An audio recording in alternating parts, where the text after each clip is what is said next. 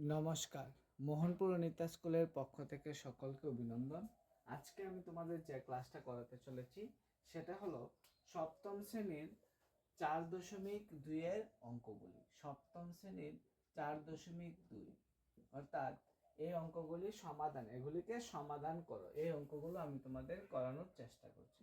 তো তোমাদের প্রথম অঙ্কটা হলো 8x plus 8x is equal two 48। তোমরা অবশ্যই মনোযোগ সহকারে দেখবে এবং যদি কোনো জায়গায় ভুলভ্রান্তি ঘটে বা যদি কোনো জায়গায় তোমাদের বুঝতে অসুবিধা হয় তাহলে অবশ্যই আমাকে জানাতে পারো এবং কমেন্ট করে জানাতে পারো। x ইজিক্যাল টু উপরে হবে 48, নিচে হবে 8। অনেকেরই প্রশ্ন থাকতে পারে, কারণ এটা যখন মাল্টিপ্লিকেশন থাকবে ওইদিকে গেলে ডিভাইড হয়ে যাবে, আর ওটা যখন ডিভাইড থাকবে ওইদিকে গেলে মাল্টিপ্লিকেশন হয়ে যাবে। হলো 6 8 48, x ইজিক্যাল টু 6। এটাই হলো সমাধান। তারপর 2 নম্বরে যে অঙ্কটা আছে সেই অঙ্কটা কি আমি তোমাদের বুঝিয়ে দেওয়ার চেষ্টা করছি। সেটা হলো 9x is equal two -18। 9x is equal two -18। অঙ্কটা খুবই সহজ এবং তোমরা সহজেই করে নিতে পারবে। তাহলে হলো কি, এক্স ওই দিকে রাখবে। মনে রাখবে ওখানে যদি তুমি এরকম দিতে পারো এরকম দিতে পারবে, কিন্তু ইংলিশে দিলে অর দেবে, বাংলাতে দিলে কি দেবে, বা দিয়ে দেবে। তাহলে আমি অর দিয়েও করছি, বা দিয়েও করিয়ে দিচ্ছি। এক্স ইজিক্যাল টু উপরে হলো -18, নিচে হলো 9, 9 2 যা 18, আর এক্স ইজিক্যাল টু -2। তাহলে আনসার হবে কি, এক্স ইজিক্যাল টু -2তে তোমরা আনসার দিতে পারো। ঠিক আছে, তাহলে অতি সহজে আমি তোমাদেরকে অঙ্কটা বুঝিয়ে দিতে পারলাম। তারপরে যে যদি লেখাগুলো ছোট হয় তাহলে অবশ্যই আমাকে কিন্তু কমেন্ট করে জানাবে যে লেখাগুলি ছোট হচ্ছে, তাহলে আমি তোমাদেরকে লেখাগুলি বড় করে দেওয়ার চেষ্টা করব। তারপর 3 নম্বরে যে অঙ্কটা রয়েছে সেটা হলো -17x ইজিক্যাল টু -85।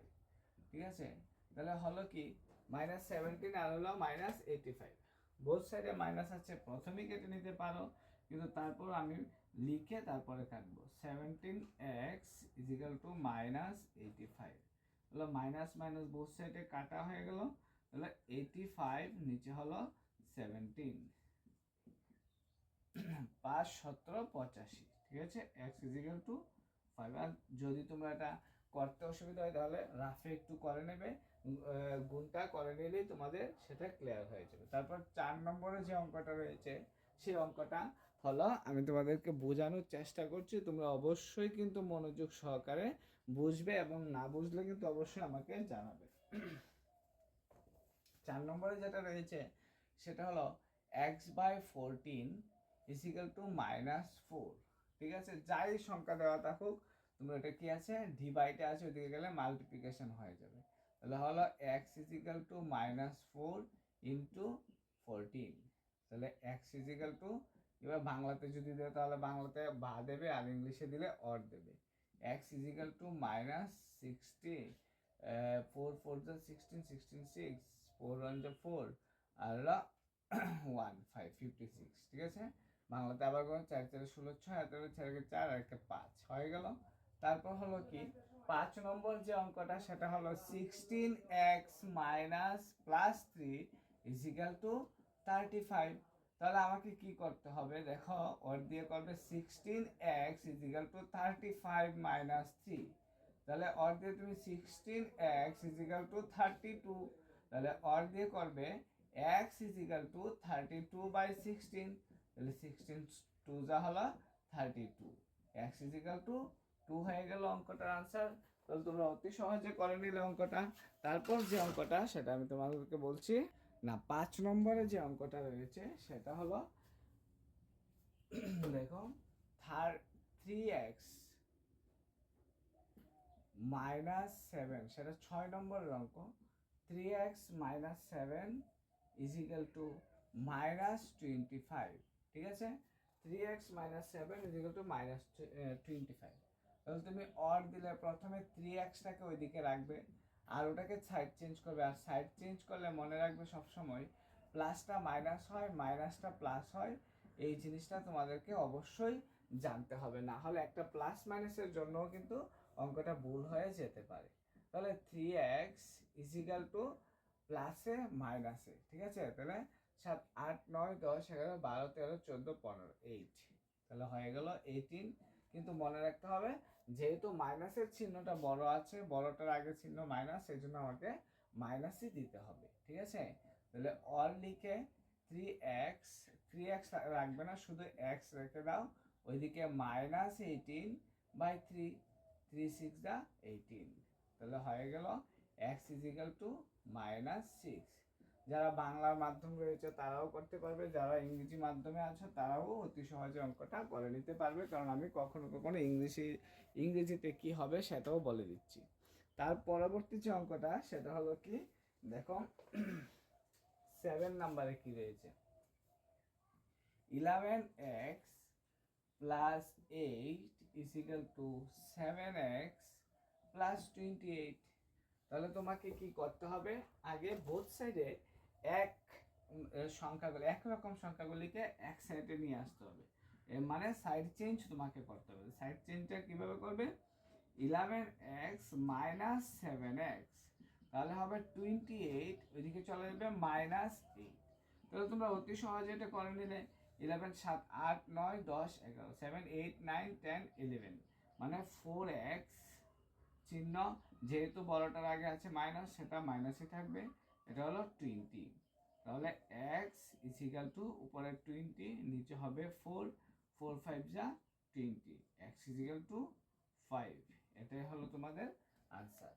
তারপর আমি করব 8 নম্বর যে অঙ্কটা আছে, সেই 8 নম্বরটা আমি তোমাদের সামনে উপস্থাপন করার চেষ্টা করছি। তো লেখাগুলোকে আমি যথাসাধ্য চেষ্টা করছি একটু বড় করে লেখার জন্য, যাতে করে তোমরা স্পষ্টভাবে বুঝতে পারো, এই জন্য লেখাগুলিকে আমি একটু বড় করার চেষ্টা করছি। তারপর হলো 15x + 9 = 11x - 35।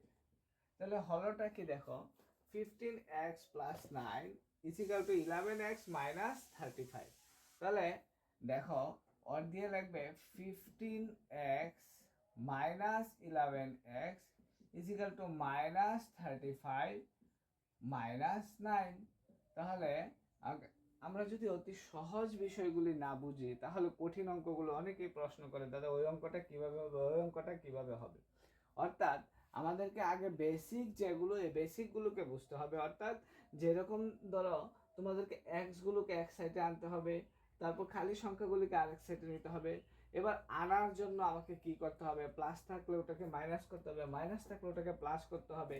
আর অঙ্কের মধ্যে ওইগুলাই সবচেয়ে ইম্পর্টেন্ট থাকে, যেগুলি আমরা করতে পারি না, বা আমরা করতে গেলে অধিকাংশ ছাত্রছাত্রীরা দেখেছি ওই জিনিসগুলিতে সবচেয়ে বেশি ভুল করে। কেননা তারা প্লাসটাকে মাইনাস কখন করণ, মাইনাসটাকে প্লাস কখন করণ, অথবা জানে, অনেক ছাত্রছাত্রীরা জানে যে এটাকে প্লাসটাকে মাইনাস করতে হবে, কিন্তু তারপরও তারা ওই জিনিসটা দিতে চায় না বা দেয় না, কোনো একটা ভুলবশত বা তাড়াতাড়ি করেনি, এই জন্য দেয় না।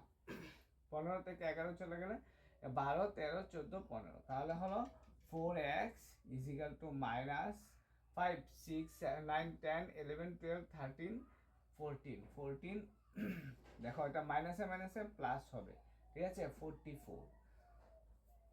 তাহলে চিহ্ন কিন্তু আমাদের মাইনাসই থেকে গেল, কারণ মাইনাসে মাইনাসে প্লাস হলো, মানে মাইনাসের চিহ্নটাই সবচেয়ে বড় ছিল, এই জন্য সেটাকে মাইনাসই রাখতে হলো। 4 11 যা হলো 44, তাহলে আমাদেরকে লিখতে হবে x = -11, ঠিক আছে। তারপর যেটা সেটা হলো 9 নম্বর অঙ্কটা। তাহলে 9 নম্বর অঙ্কটা কি আমি তোমাদেরকে করে দেওয়ার চেষ্টা করছি, সেটা হলো 9 নম্বর অঙ্কটা। দেখো এটা এই অঙ্কগুলি থেকে একটু আলাদা, তবু তোমাদের আমি বলছি ভালো করে লক্ষ্য রাখো এবং কিভাবে করছি সেটা অবশ্যই দেখে নাও। যদি কোনো ভুল ত্রুটি থাকে তাহলে অবশ্যই তোমরা আমাকে জানাতে পারো, আমি তোমাদেরকে অবশ্যই সেই জায়গাটা আবারও একটা নতুন ক্লাসে বুঝিয়ে দেওয়ার চেষ্টা করব।